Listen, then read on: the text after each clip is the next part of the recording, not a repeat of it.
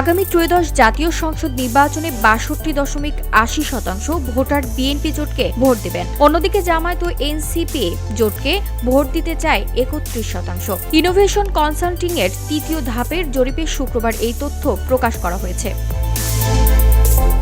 জরিপে দেখা গেছে তারেক রহমানকে সরকার প্রধান হিসেবে সমর্থন করেছে ৪৭.৬% ভোটার। জামায়াতে আমির ডক্টর শফিকুর রহমানকে ২২.৫% এবং নাহিদ ইসলামকে ২.৭%। ২২.২% মানুষ কোনো মতামত জানাননি। নারীদের মধ্যে অংশগ্রহণ তুলনামূলক কম, ৬৯.৭% নারী তাদের মতামত দেয়নি।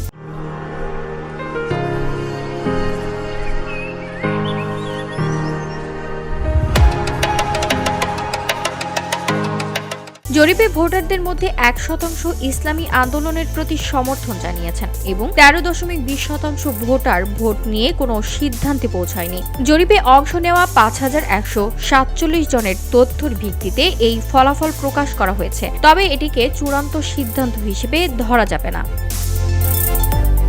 VOD Bangla news desk.